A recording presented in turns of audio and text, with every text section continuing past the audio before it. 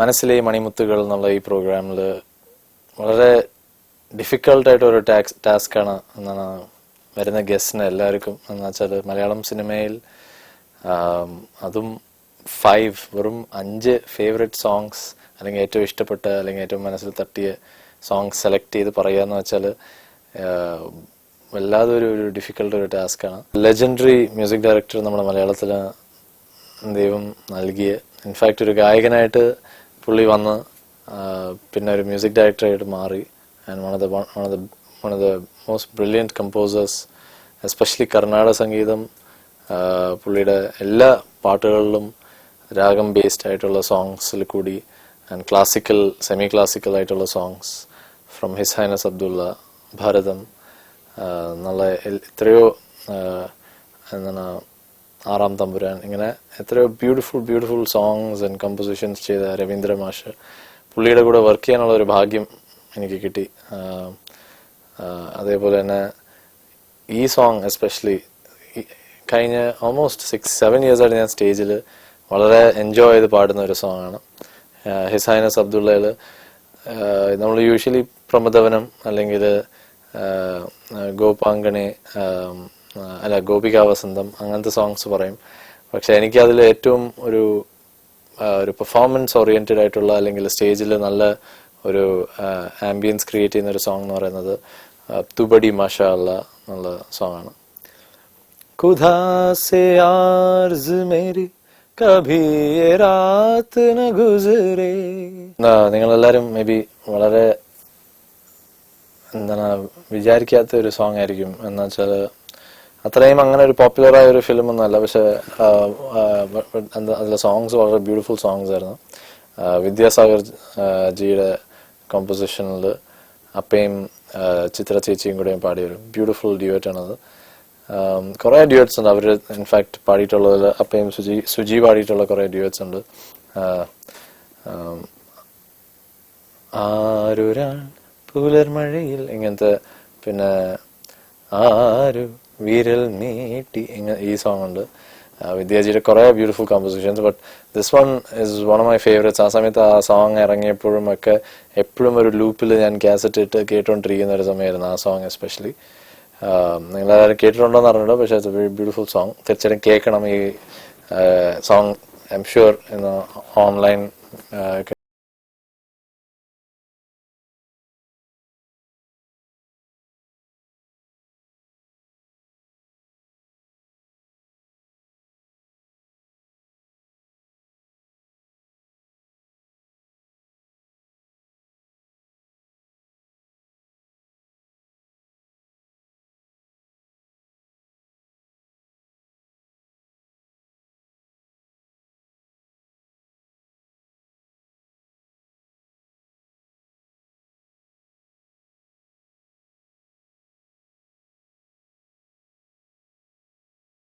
ഞാൻ നേരത്തെ പറഞ്ഞ പോലെ വളരെ ഡിഫിക്കൽട്ട് ആയിട്ടുള്ള ഒരു കാര്യമാണ്. പക്ഷെ അതിൽ എന്താണ് എൻ്റെ ഒരു സോങ് മേ ബി ഒരു മോസ്റ്റ് റീസെൻ്റ് ആയിട്ട് വന്ന ഒരു സോങ്ങിൽ എനിക്ക് ഏറ്റവും ഭയങ്കരമായിട്ട് ഇഷ്ടപ്പെട്ട ഒരു സോങ്, അതും അതിൻ്റെ ഒരു ഹൈലൈറ്റ്, അതിൻ്റെ ഒരു ഹൈലൈറ്റ് എന്ന് പറയുന്നത് ചിത്ര ചേച്ചിയുടെ കൂടെ ആദ്യമായിട്ട് പാടിയൊരു ഡ്യുവറ്റും കൂടെയാണ് മലയാളത്തിൽ.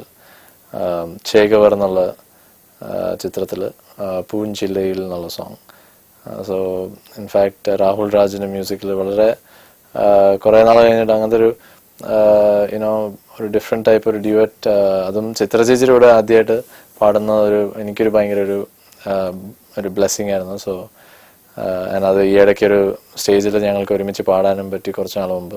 ഈ ഒരു സോങ് ഇൻഫാക്ട് മോസ്റ്റ് ഒരു റീസെന്റ് ആയിട്ടുള്ള ഒരു സോങ്. അതിൽ ഏറ്റവും കൂടുതലൊരു ശരിക്കും മനസ്സിൽ തൊട്ട് പാടാൻ പറ്റുന്ന ഒരു സോങ്ങാണ്. സ്റ്റേജിൽ എസ്പെഷ്യലി പാടുമ്പോഴും അതിൻ്റെ വരികൾ എഴുതിയ ഗിരീഷ് ഏട്ടൻ ഇപ്പോൾ ഇല്ല നമ്മളോട്.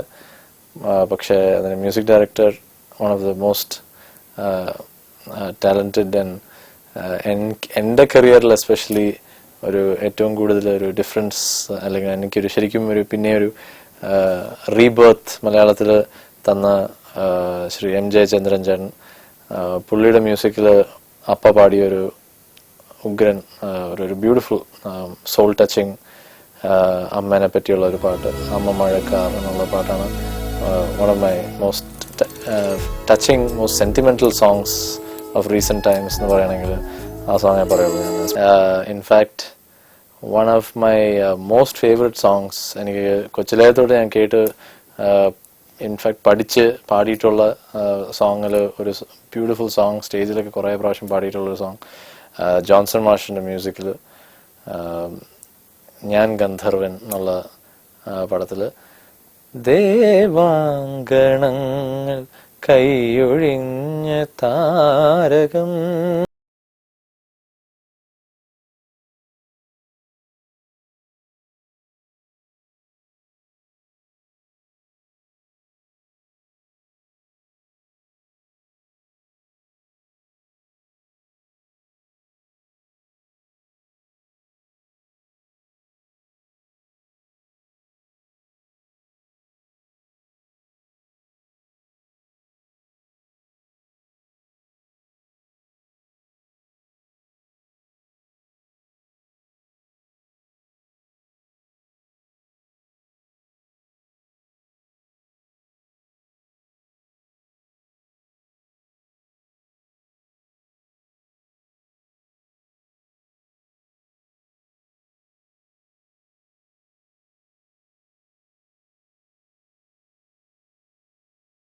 കേട്ട് എൻജോയ് ചെയ്യുക.